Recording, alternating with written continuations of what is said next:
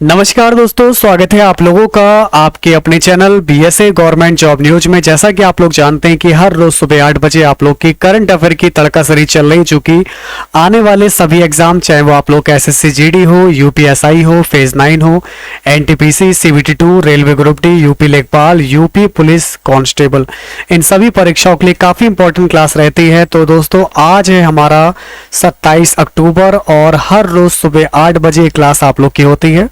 तो इससे पहले क्लास को शुरू करें, मेरा आप लोगों से निवेदन है, अगर आप लोगों ने वीडियो को लाइक नहीं किया है तो क्लास को लाइक कीजिएगा, क्लास को मिलकर शेयर कीजिएगा। और आज इस सीरीज का पार्ट नंबर 110 रहने वाला है। तो चलिए दोस्तों शुरू करते हैं आज की अपनी इस क्लास को।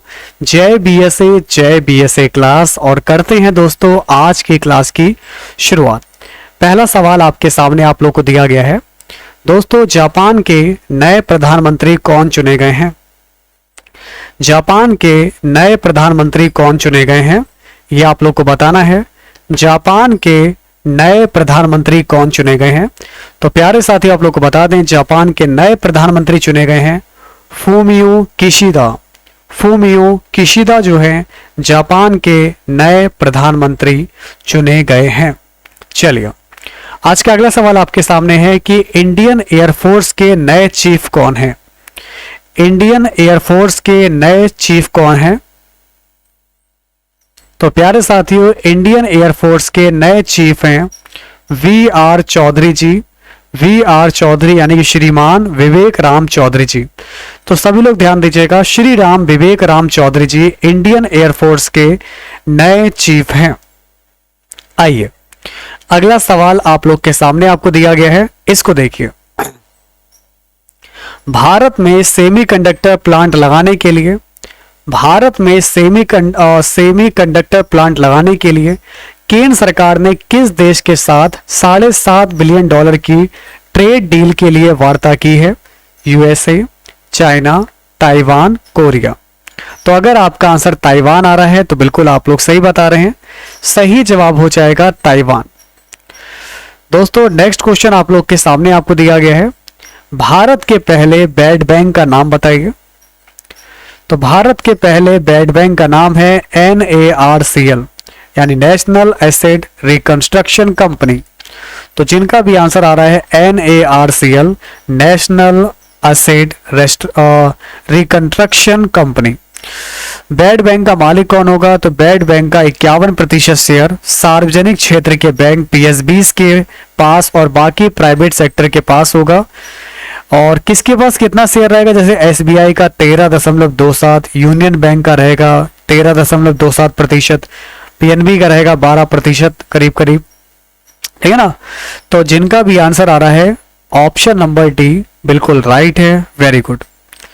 अब बढ़ते हैं आगे। नेक्स्ट क्वेश्चन आप लोग के सामने आपको दिया गया है, इसको देखिए। असम के किस जनजाति के द्वारा बनाई गई पहली जुमिडा राइन वाइन को GI टैग मिला है?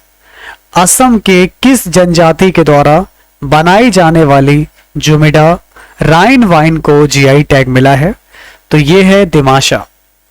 तो अगर आपका आंसर दिमाशा आ रहा है बिल्कुल सही है। तो असम के किस जनजाति के द्वारा बनाई जाने वाली जुमिडा राइस वाइन को GI टैग मिला है? तो आपका सही जवाब क्या होगा? दिमाशा। अगला सवाल आप लोग के सामने आपको दिया गया है, इसको देखिए। किस राज्य की सोजत मेहंदी को GI टैग मिला है? साथियों एक सवाल आप लोगों से पूछा जा रहा है कि किस राज्य की सोजत मेहंदी को GI टैग मिला है? बताइए आप लोग। तो आपका सही जवाब हो जाएगा राजस्थान। तो जिनका भी आंसर राजस्थान आ रहा है बिल्कुल करेक्ट है, सही जवाब है आपका राजस्थान। अच्छा दोस्तों, क्या आपको पता है किस राज्य के नगा खीरा को GI टैग मिला है? किस राज्य के नगा खीरा को GI टैग मिला है? तो आपका सही जवाब हो जाएगा नागालैंड। किस राज्य के नगा खीरा को GI टैग मिला है? तो सही जवाब हो जाएगा नागालैंड। Next question please. सामाजिक न्याय और अधिकारिता मंत्रालय ने वरिष्ठ नागरिकों के लिए Elder line toll free number जारी किया है, यह नंबर क्या है? तो सामाजिक न्याय और, सभी लोग यहां पर ध्यान दीजिएगा, सामाजिक न्याय और अधिकारिता मंत्रालय ने वरिष्ठ नागरिकों के लिए Elder line toll free number जारी किया है और ये नंबर है आपका 14567। तो दोस्तों जिनका भी आंसर आ रहा है 14567 बिल्कुल करेक्ट हो जाएगा, सही जवाब हो जाएगा 14567। ठीक है, चलिए नेक्स्ट क्वेश्चन आप लोग के सामने आपको दिया गया है। नेशनल बास्केटबॉल एसोसिएशन एनबीए ने किस एक्टर को भारत के लिए अपना ब्रांड एम्बेसडर नामित किया है? नेशनल बास्केटबॉल एसोसिएशन एनबीए ने किस एक्टर को भारत के लिए अपना ब्रांड एम्बेसडर नामित किया है? तो आपका सही जवाब क्या हो जाएगा? सही जवाब होगा रणवीर सिंह। तो जिनका भी आंसर आ रहा है रणवीर सिंह, बिल्कुल आप लोग सही बता रहे हैं, आपका करेक्ट आंसर हो जाएगा रणवीर सिंह। नेक्स्ट क्वेश्चन, विश्व समुद्री दिवस आप लोग का कब मनाया जाता है? विश्व समुद्री दिवस आप लोग का कब मनाया जाता है यह आपको बताना है। और इसकी थीम दोस्तों क्या है? इसकी थीम है नाविक नौवहन के भविष्य के मूल में। नाविक नौवहन के भविष्य के मूल में।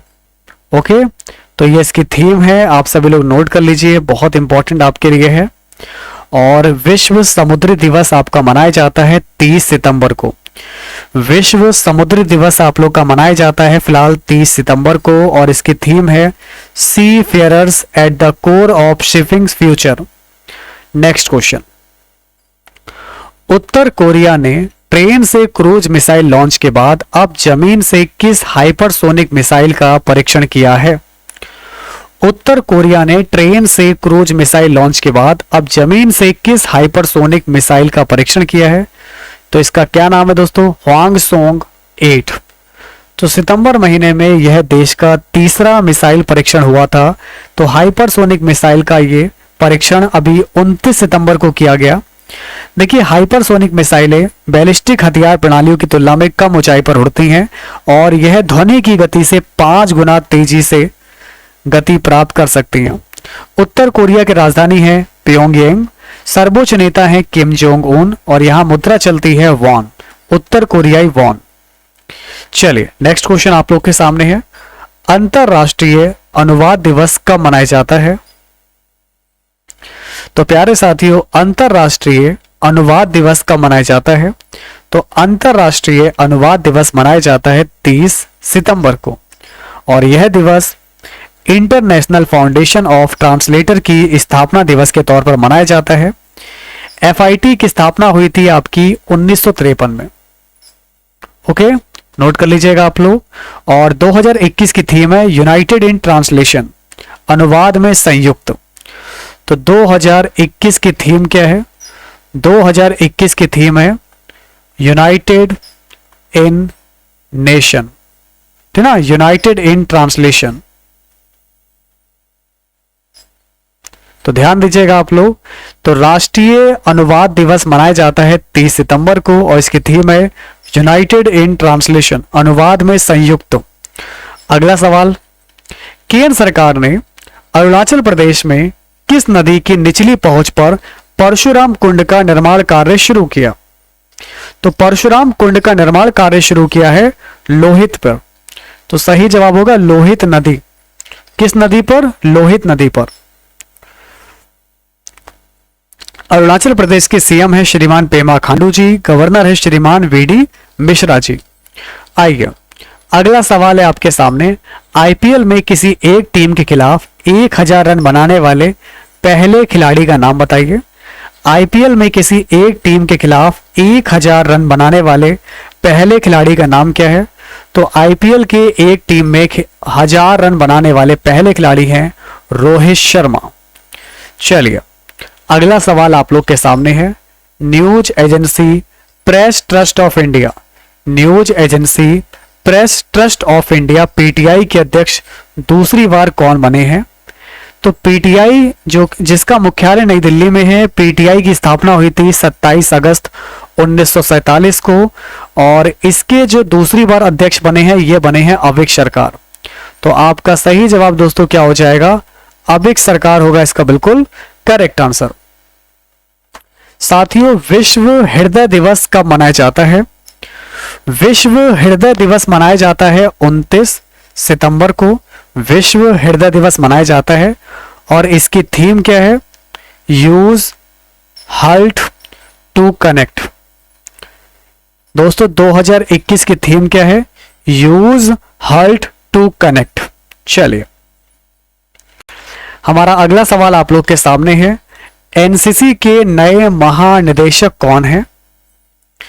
एनसीसी की स्थापना की गई थी, अगर मैं बात करूं एनसीसी की स्थापना की गई थी 16 अप्रैल 1948 को, और इसका मुख्यालय फिलहाल अभी नई दिल्ली में है। और एनसीसी के जो महानिदेशक बनाए गए हैं, डायरेक्टर जनरल, ये हैं लेफ्टिनेंट जनरल गुरवीर पाल सिंह। तो सही जवाब हो जाएगा लेफ्टिनेंट जनरल गुरवीर पाल सिंह। तो इनको एनसीसी के नए महानिदेशक के तौर पर नियुक्त किया गया है। अगला सवाल देखिए क्या दिया गया आपको। यूके सरकार की रिपोर्ट के मुताबिक भारत दुनिया का तीसरा सबसे बड़ा आयातक कब तक होगा? तो आइए दोस्तों और आप लोग बताइए, यूके की रिपोर्ट के मुताबिक भारत दुनिया का तीसरा सबसे बड़ा आयातक कब होगा? तो तीसरा सबसे बड़ा आयातक होगा 2050 तक। तो सही जवाब हो जाएगा 2050। भारत और चीनी सैनिकों के बीच अरुणाचल में किस जगह ताजा झड़प हुई और पीएलए को वापस जाना पड़ा? चलिए, तो आप लोग मुझे बताइए आपका सही जवाब क्या हो जाएगा। बहुत ही अच्छा सवाल आप लोग के सामने आपको दिया गया है, और आप लोगों में से मैं देखना चाहूंगा कि भाई कौन कौन लोग इस सवाल का बिल्कुल सटीक जवाब दे पाएंगे। तो सही जवाब हो जाएगा तवांग। तो मैं आपको बता दूं, ताजा घटना अरुणाचल प्रदेश के तवांग सेक्टर में हुई है। पिछले सप्ताह की घटना बताई जा रही है। यहाँ के यांगत्से इलाके के पास चीनी सैनिक और भारतीय सैनिक के बीच आमना सामना हुआ। दोनों के बीच धक्का मुक्की और झड़प की बातें सामने आई हैं। इसके बाद भारतीय सैनिकों के दबाव में चीनी सैनिकों को वापस लौटना पड़ा। दरअसल भारत और चीन के बीच कोर कमांडर स्तर की वार्ता पूर्वी लद्दाख में होने वाली है, और उससे पहले यह घटना सामने आई है। ठीक है ना? तो ध्यान दीजिएगा, इस सवाल का सही जवाब क्या हो जाएगा? तवांग होगा इसका बिल्कुल करेक्ट आंसर। चलिए, अब बढ़ते हैं आगे। हमारा अगला सवाल है आप लोग के सामने।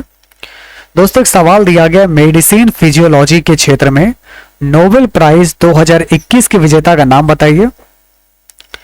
मेडिसिन फिजियोलॉजी के क्षेत्र में नोबेल प्राइज 2021 के विजेता का नाम बताइए। तो इसके विजेता हैं डेविड जूलियस और एल्डम, ठीक है ना? डेविड जूलियस, और दूसरा नाम आप लोग को यहां पर दिया गया है एल्डम पेटापोटियन।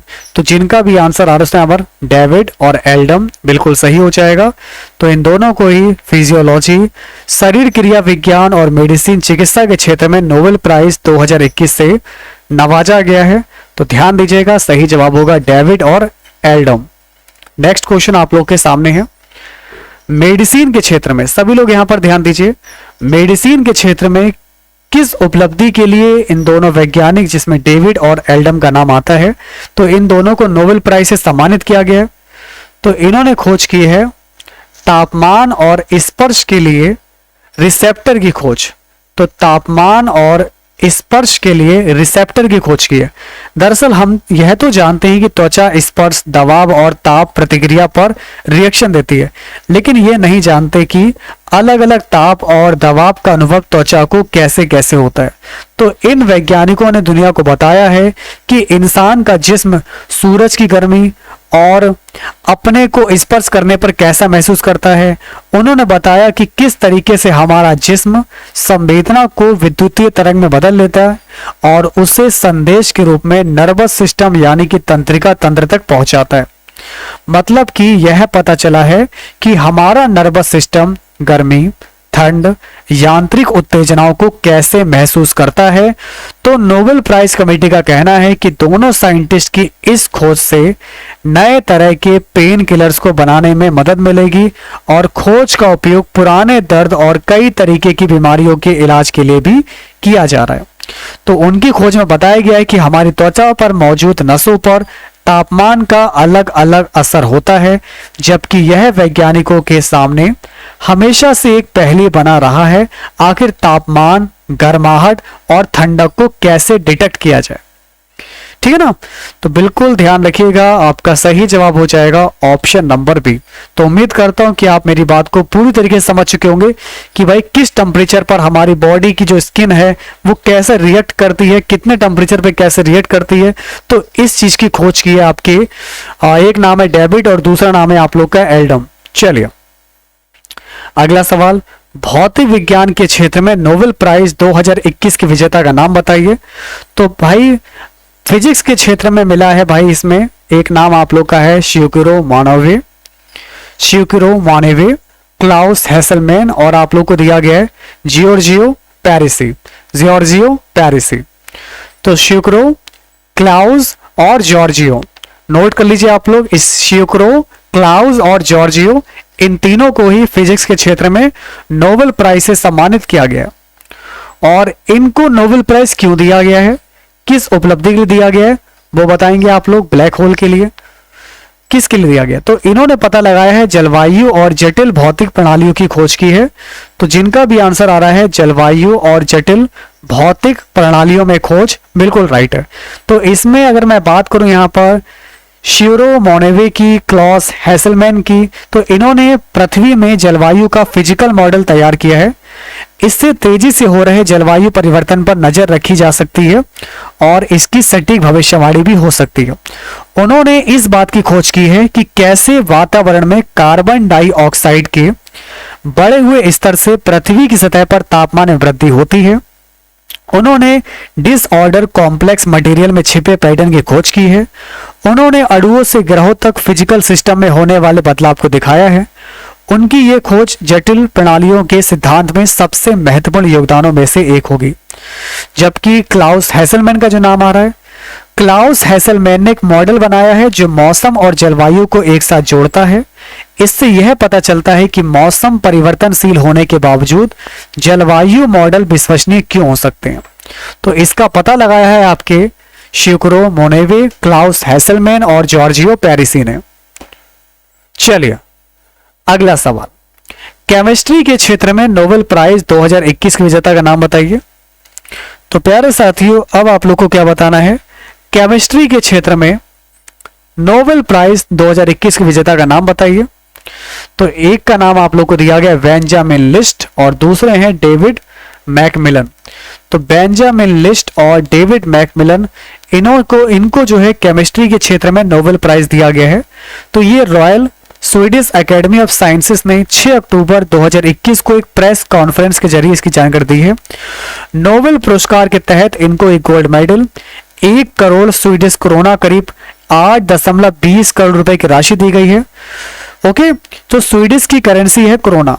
तो आपका सही जवाब क्या हो जाएगा, ऑप्शन नंबर ए होगा इसका बिल्कुल परफेक्ट आंसर।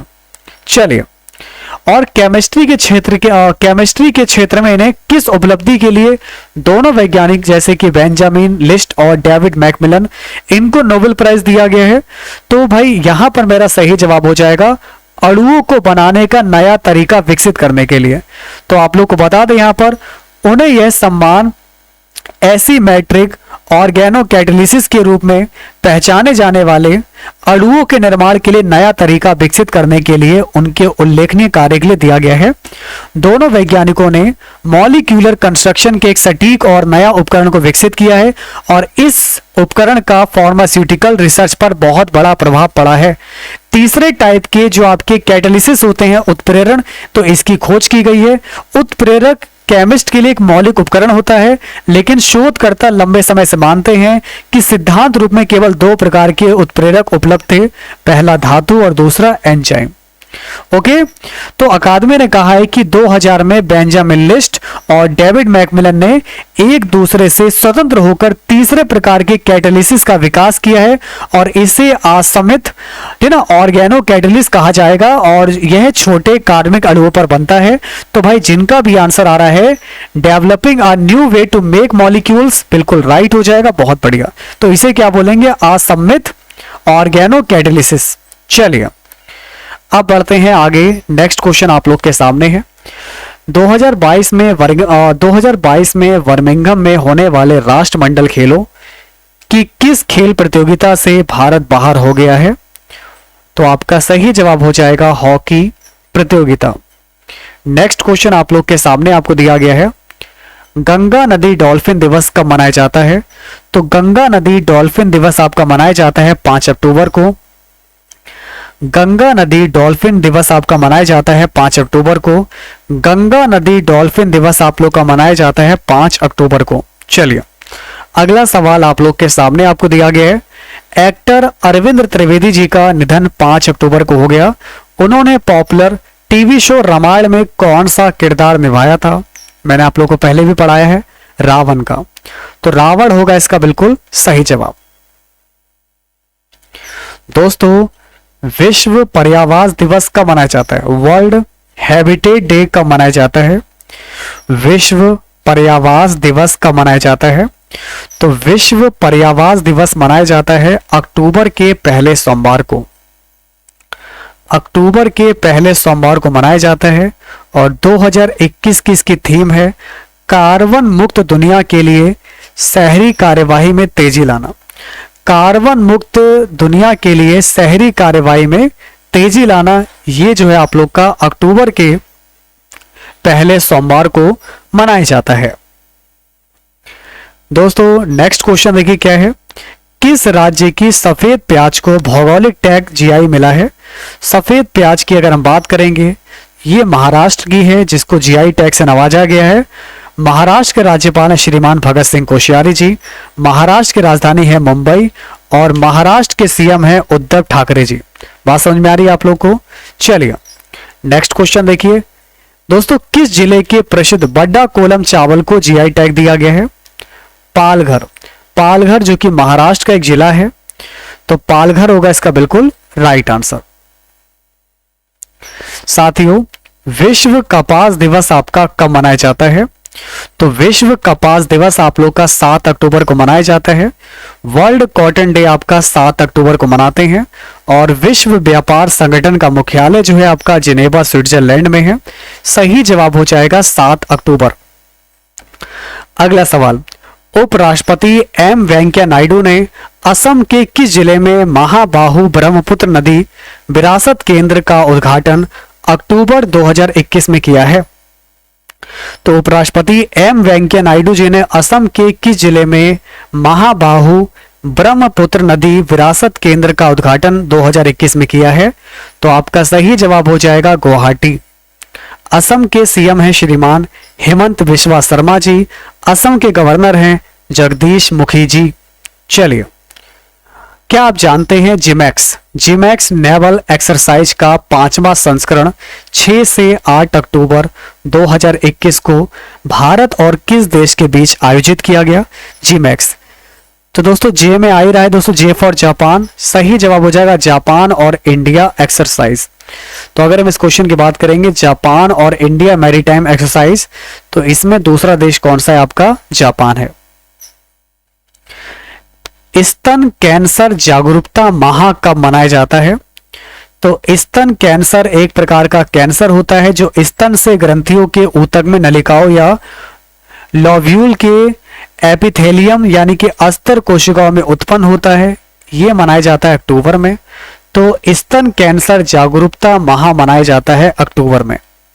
चलिए नेक्स्ट क्वेश्चन देखिए, उपराष्ट्रपति एम वेंकैया नायडू ने 2021 में राष्ट्रपति एकता और राष्ट्रीय योगदान के लिए लोकप्रिय गोपीनाथ बारदोलोई पुरस्कार किसे प्रदान किया?